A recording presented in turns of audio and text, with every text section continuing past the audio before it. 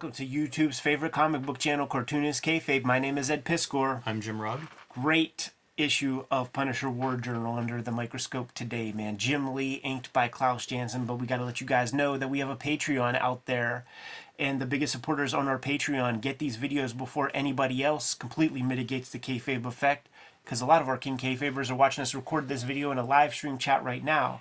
It's Punisher War Journal number 11 we're looking at, and they already bought up all the cheapest copies off of eBay and Amazon of this issue of Punisher that we're going to be looking at. But the vids are brought to you by the books that we make. In 2023, it's going to be a big year. Hip Hop Family Tree, the Omnibus, is coming out in time for the holidays.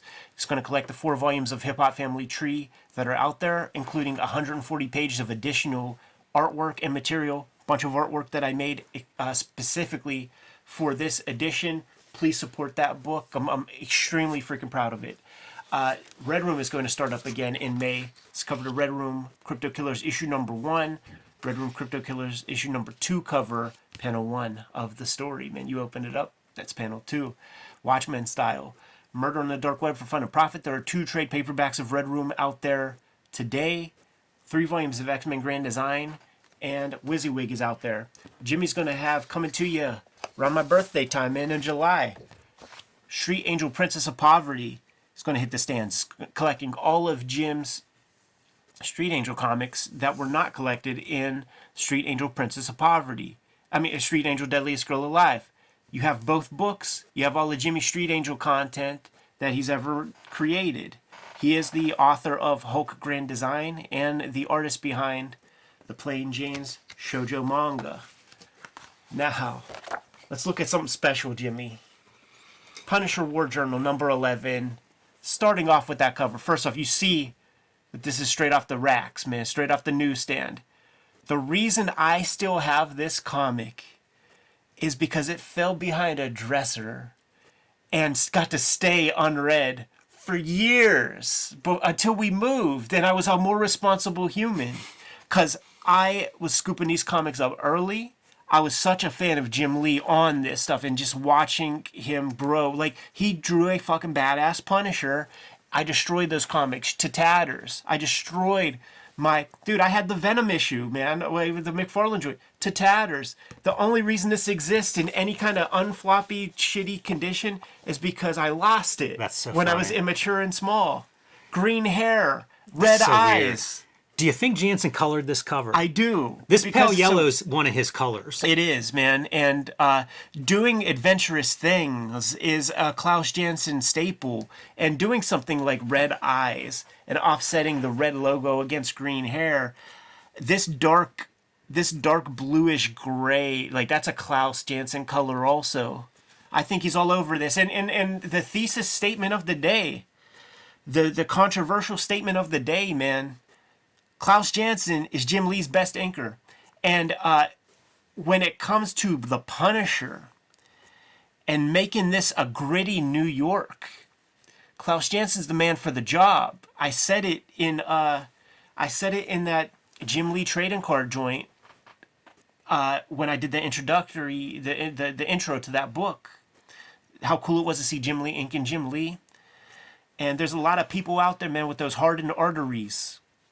Near heart attack having motherfuckers, man, who are talking shit, saying that like Eddie P talking smack on that Scott Williams ink job, because I said that Scott Williams is antiseptically perfect on Jim Lee. I stand by that, even though it offends some jobbers out there. It's no offense to Scott Williams, he does his job well, but this shit for this urban setting, for the subject matter. Perfect for the job. These are really interesting comics from a Jim Lee perspective because I feel like Jim Lee is not Jim Lee at the beginning of this run, and by the end he kind of is. So you get to see like growth, you get to see him experimenting, sometimes he inks himself, sometimes he works with different inkers. Like having a Klaus Janson ink you would make any penciler better. Yes. And that's what we're going to get to see here. But it's also such a contrast stylistically to Scott Williams, who we all associate with Jim Lee. You know, they're almost inseparable. So to get a guy who's really coming from a different direction ink-wise, almost a different view of Jim Lee as a result. Yeah. he's never looked grittier, more urban. Look at all of this work on that splash page, dude. We're having zipatone. We're having zipatone, but like 2 layers of the same zip. We're peeling off dots. There's crazy stuff going on in that background because there's like smoky cloud stuff happening. I don't know if that's like ramming different zips against each other or if that's ink on there. Really cool looking. But you know, there are other parts that do feel Jim Lee-esque. Like some of the collar of that coat to me is you see Gambit rocking that. Different lines from Janson on there. You know, like Janson's such a pro. Like I think he's really trying to take what Jim Lee puts down and accentuate it. Is that not a badass Punisher? There ain't no reason to have a little babushka around your head, man, a little headband. But it just looks cool. Yeah. And also the shadow on his face kind of mirroring... I copied that shadow face a lot. Yeah. But it's so perfect because it's like mirroring the skull on the chest. Yeah, that's a money page. Like whoever bought that original art page, that's a special page. Yes, sir. I wonder if some of these dots are like those like rub-on dots. Yeah, I don't know, man. I really... Very mechanical looking stuff, man. It does look like it would be almost impossible to do that from like a regular screen tone. Yeah. Unless you were painting on it or really rubbing the hell out of it to chip away. Yeah, there were these like dots that you could burnish on. It's neat to see this kind of like organic line noodling on a Punisher, on a Jim Lee face. Yeah, and what it does, it's like you add Klaus Janson to Jim Lee and then you create a Kubert kind of aesthetic. You're right about that headband, though. That's really funny. Like, seeing him rocking that headband, it's the 80th of 80s fashion. He's down with some Pat Benatar, man. It was one of the weirder elements of Punisher, was like 80s Punisher. Had no question. Like put a bandana on him. Dude, Rambo had a bandana, so, like, it's badass. That's the thing, man. Jim Lee's just a California cat, you know? So he's bringing, like, the Hollywood version to this kind of shit. And it's like, well, it's just cool. But Klaus really adds that real hardcore New York vibe to this joint. And Gregory Wright on the colors, I mentioned that because I think that color is really good. Yes. And it would not have surprised me if that were a Klaus Janson color job. But tip of the hat to Gregory Wright on the colors because I really think that's a sweet panel. And I give a lot of the credit to the color. The writing on these... Punisher comics is like, we were talking with Klaus not too long ago, and it put me down a rabbit hole, and I'm like, let me reread some Punisher comics, you know, the Mike Baron joints. And this is Carl Potts, I believe, right? Yeah, I think so. Yeah, this is Carl Potts on the joint. And they would, like, you know, sort of take stuff out of the newspaper of the day, the sort of concerns of the day, and make their comics about it. But it's the kind of, like, it's, you know, it's Marvel hackery in terms of writing, so it's like very, very surface level crackheads and all that kind of stuff. Scott Williams makes an appearance here in the headlines. Yeah, I wonder who does this, right? Like, who does this part? Is that the letterer's gig? Yeah, I have no answer for that. It makes me wonder, like, were they sharing a studio? Like, was there already a relationship built there between Jim Lee and Scott Williams? Yeah, it's a good question. I think Scott Williams and Wills had something because they were San Diego, right? And then Jim Lee was not quite there yet.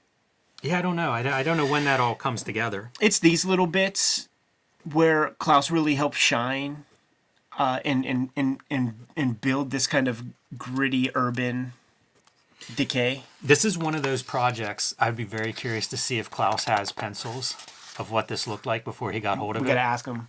Because, I mean, we saw the gigantic wall of flat files. I think he's definitely archived a lot of stuff, so I'd be very curious to see what he's adding on some of these pages. Jimmy, I pulled this comic off the rack, right? I was there, man. Like my pop culture knowledge is still in here, right? So you got the drug dealer guy wearing British Knight warm-up suit.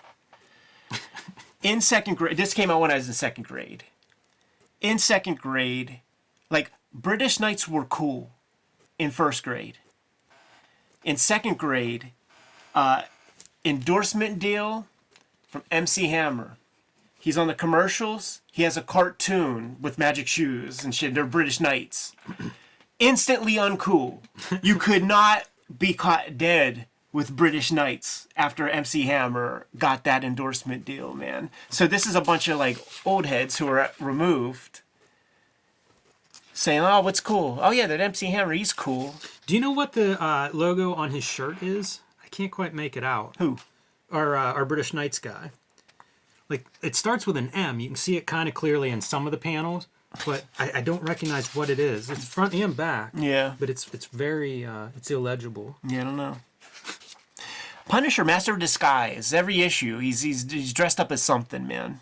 And here he is in his, like... dude, is this, like, total, like, animal abuse? Because he talks about, like, a 2x4 with wires and nails, and so he gets the dog to chomp on it. So is the dog chomping on a nail, and then he wraps a wire around the dog's head? And, like, is that what we're dealing with here? Yeah, I mean, literally that's what happens, so... Because like, I'm looking, I don't see where any nails come into play. I don't see nails on the board. It's just text. Right. So, like, maybe did I wonder if they editorially removed the that. Ramita Raiders took the gore out of the comic. It's funny, too, because the dog hangs around growling and trying to... That's brutal, dude. Well... It's got that comics code? I mean, we've also seen how many dead bodies already, so yeah, brutal, yes. You know how it goes. The dogs never receive trauma. Good kick in the door, 3-point perspective joint. Man, I need to carry around that extinction agenda for every door kicked in and see how close it is to Cable kicking in the danger room door. Right. Rat-a-tat-tatting a bunch of dudes. And then, like, see this Jim Lee, man, he's funny, dude. Because, like, this is just, like, straight out of the Warriors guy. Yes. You know? Like, I can almost picture him clanking 2 beer bottles together with his fingers. All the, just central casting bad guys in these Punisher comics. Look at the, like, super close range of... I like to imagine that's the grenade launcher he's using. Or just through the dude's body, you just see shards. Death Wish 3 style. And there's also, like, unification. Like, this is, like, such a... just, like, 70s Warriors type gang, but he's, like, in an urban setting. And it's just, like, that never intermingled. You could see Jim Lee in his face right here.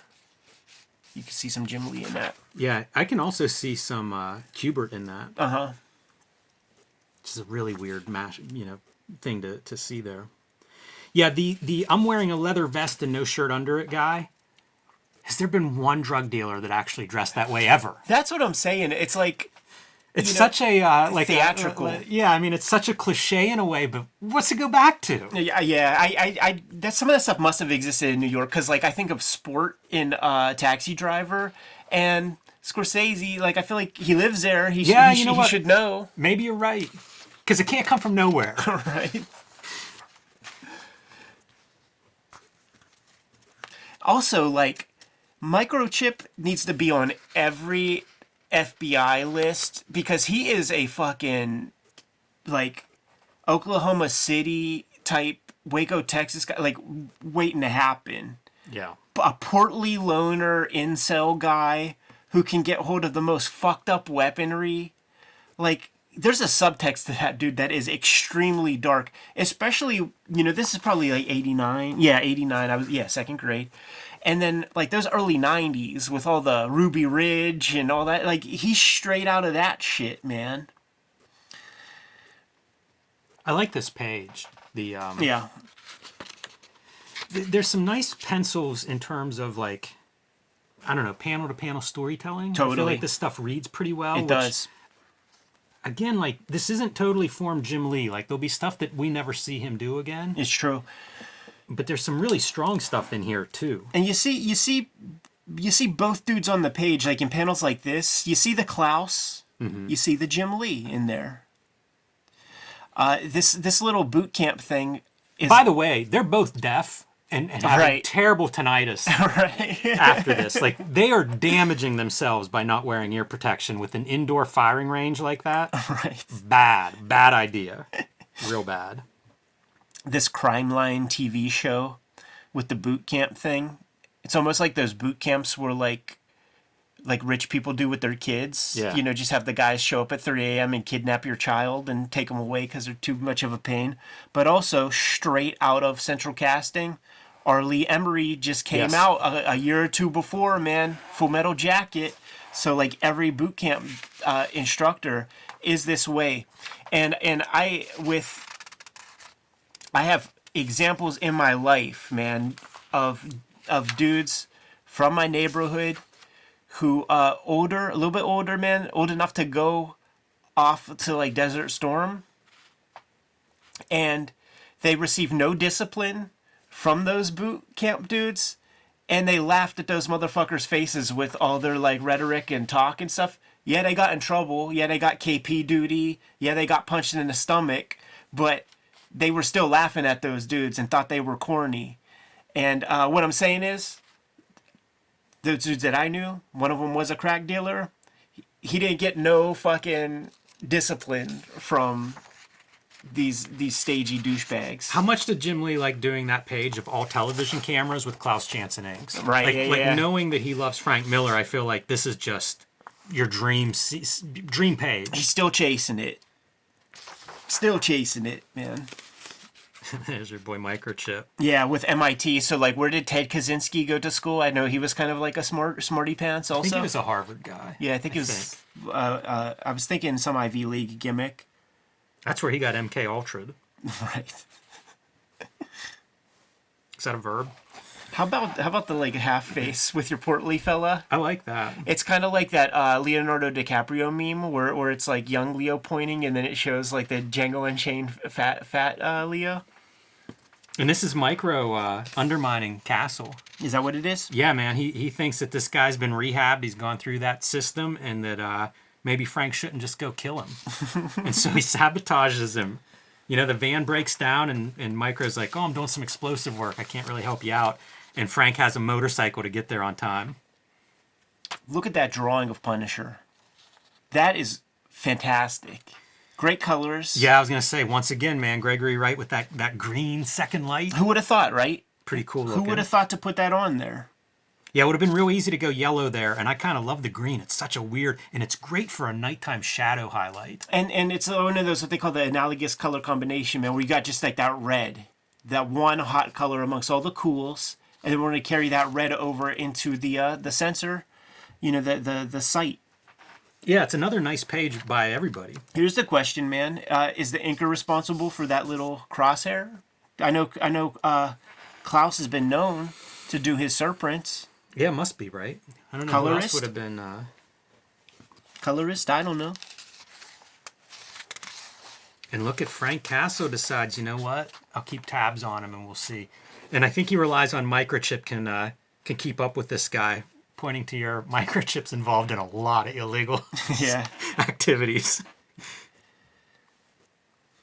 Yeah, the writing of these books is pretty tough. It can't be like the Garth Ennis Punisher had to come along in like a time when they relaxed the code and they gave him a space to allow for that kind of stuff to happen and to play up that level, because all of this is like made for TV movie type urban landscape.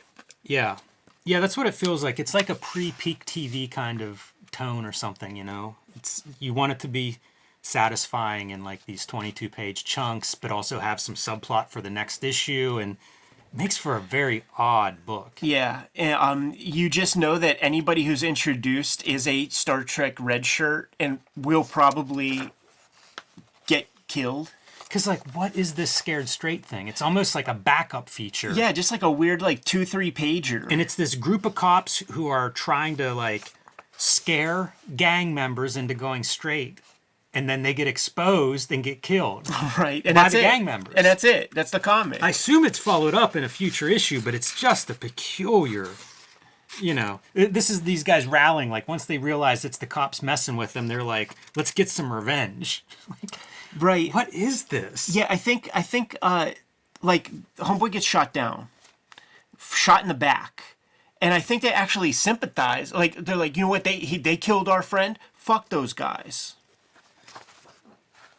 Yeah, it's not the that's desired effect. It's got to be a future storyline, right? I just don't know. I do have most of those issues. Boy, this last page looks like Janson could have drawn this entire page. It's very Janson-esque. Yeah. Yeah, it's got a lot of Janson on that for sure. Janson on Jim Lee, how fun. It really is, man. There's more War Journal Jim Lee that we need to look at. There are a few Al Milgrom inked issues. We could see how those things stack up. One that I'm very excited to check out is issue 8, the one that Jim Lee inks himself. Let's see what that looks like. Yeah, maybe the most iconic Punisher image, that cover. It's a good teaser, man. And then, of course, dude, you end with some Elliot R. Brown doing his technical illustration of Gun Prawn. Yeah, this is one where it's like, I want to sit down the creative team, the editors, and be like, what was your average age group that you were selling this book to? I was so into this stuff. We all were. I would but I would also even like knowing that I want to grow up to make comics and stuff. Like I would get like Guns and Ammo and draw the Mac 10 and draw the Tech 9 and shit like that in a perfect profile and memorize it, draw it in my homeboy's notebook and just impress the hell out of them that I could draw an accurate Mac 10 with like all this. So like this, we were really being radicalized as kids, man, with our G.I. Joe and even at this point, I had the water pistols, man, that looked like real gun. Like I'm not from the orange nipple fucking water gun stage. I'm at the era of like 12-year-olds getting shot by cops because their guns look too good. Rambo, there was a Rambo cartoon. Yeah, Rambo toys. It was a different era. Yeah, and we see what happened. There should be warnings on our childhood. Well, Columbine, I mean, those dudes are my age. Good to go? Yeah. Kayfabers, like, follow, subscribe to the YouTube channel. Hit the bell so that we can notify you when new vids are available. King Kayfabers on our Patreon. Get the videos before anybody else, man. So join the Patreon. Mitigate that Kayfabe effect. But the vids are brought to you by the books that we make. Jimmy, tell the people what you got. Street Angel Princess of Poverty is my next book out this summer. Pre-order it now from Image Comics. It collects all the Street Angel comics that are not in Street Angel Deadliest Girl Alive, which Image has also just re-released. You can also pick up The Plain Janes and Hulk Grand Design, and you can join me on patreon.com/JimRugg to see my latest comics. I've been posting those weekly, so check them out. Hip Hop Family Tree Omnibus coming to you 2023, man, in time for the holidays. 504 pages, collecting the 4 volumes of Hip Hop Family Tree that are out there right now. 140 pages of additional art and content. A lot of art that I drew specifically for this book to make it a nice whole single unit. Please support that book. I'm super, super excited. And we have that off to the printer, but we don't know how many of them to print up yet, so you got to let us know. Red Room is starting up again in May. These are the covers to Red Room Crypto Killers issue 1 and 2. Murder on the Dark Web for Fun and Profit is the name of the game. Each issue of Red Room completely self-contained. There are 2 Red Room trade paperbacks out there right now. 3 volumes of X-Men Grand Design comics that I wrote and drew, and a WYSIWYG.